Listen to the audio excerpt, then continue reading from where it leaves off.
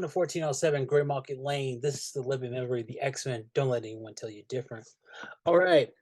X-Men 21, written by Gary Dugan with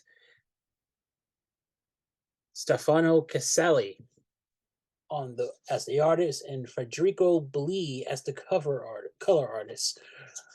Okay, so this is part 3 of the Lord of the Brood. If you've been following, it's been your standard Brood story, the Brood attack, uh, for really no reason, just because Earth is there, and we find out that Nightmare is the one who kind of orchestrated it, and Jean's dealing with it, and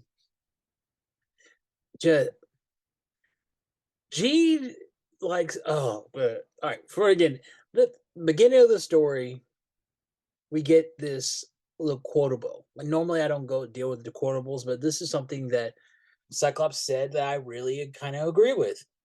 The Brood deserve no quarter. They take everything from you. We have the power to end their threat, and we should use it. Scott Summers at an early meeting of the Krakoan War Captains. And this kind of tells you what the debate's going to be. So we jump into it. We find Rogue, not Rogue, Forge and M. I still call her M. Her name's not Penance. What is she paying for? And it looks like they got a little chummy. They're holding each other's hands. And I put this on Twitter the other day. Wait till Storm finds out. Oh, it's great.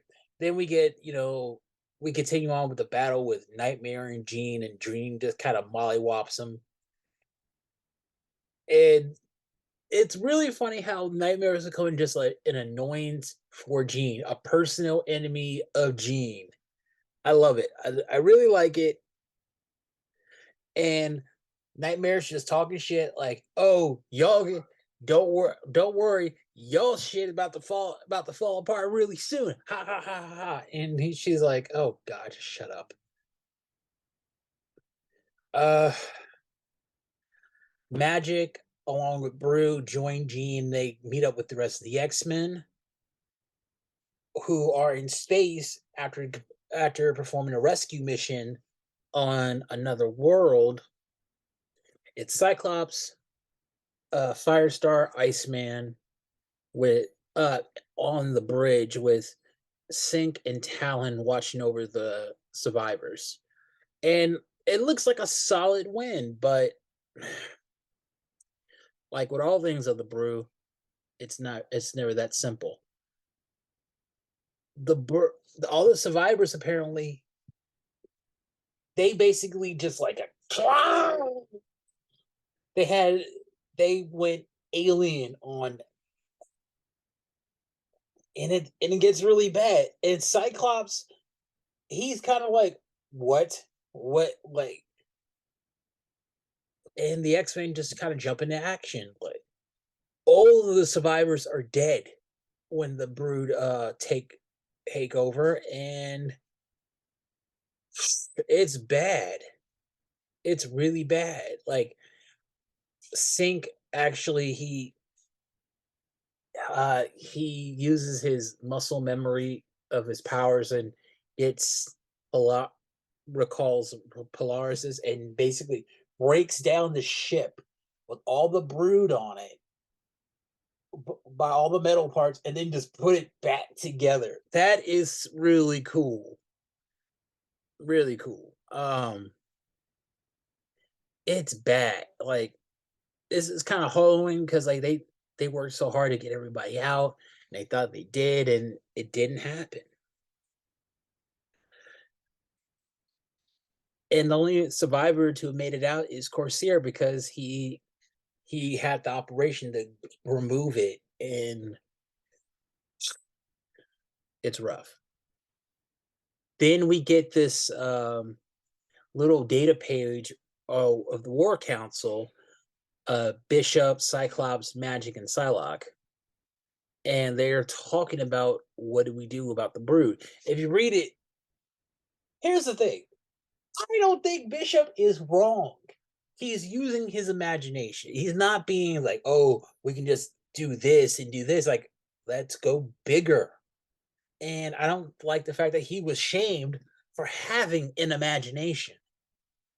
Um, Magic and Psylocke were acting like a couple of bitches, not because they're women, not but because of their they didn't they just instantly turned it down. They didn't want to didn't have any solution.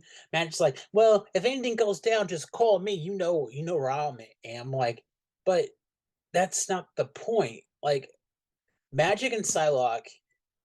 Okay, so basically, Bishop comes up with this idea that why don't they um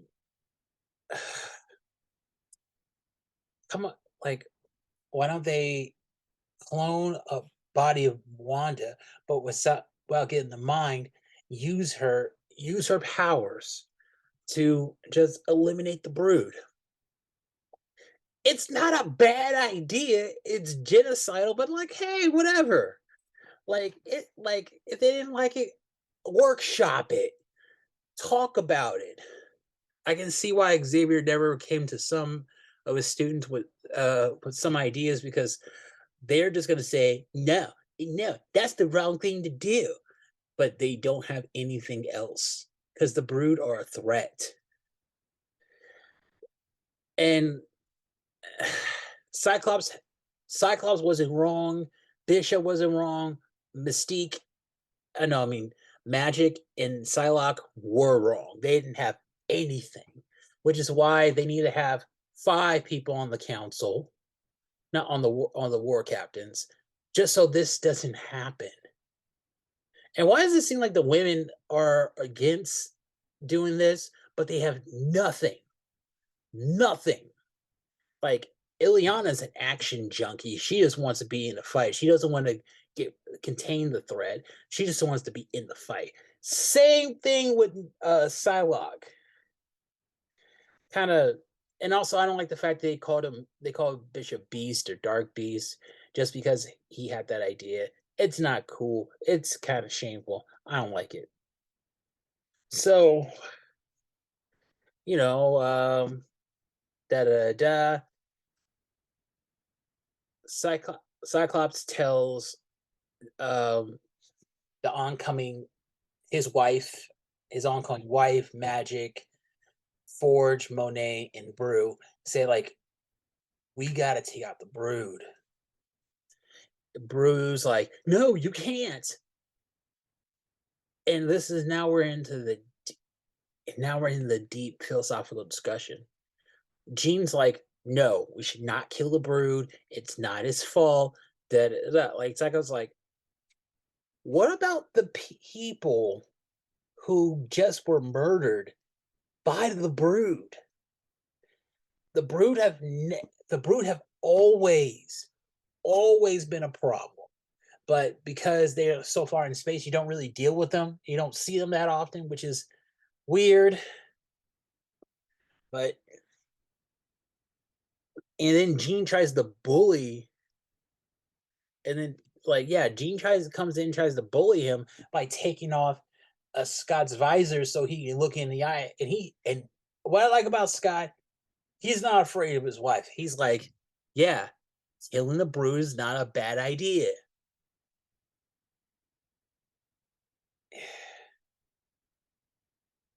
And it just kind of goes on with this like Rue even thinks that Cyclops has a good idea, and they send so with the discarded head, the chopped off head of the Celestial, Forge and Monet reconfigure it so it could be a safe, like a kind of like a planet for the brood. So Brood and his brood subjects are living on it. I'm giving this book a 4.25. It's good, but I don't like how they're trying to make it seem like Cyclops was a bad guy just because he wanted to go through with something like this. Jean is doing she's being a white person right now. She's overcorrecting as opposed to looking at it's like, "Oh, oh, oh, the brood, there are sentient people. We can't kill them." They're predatory.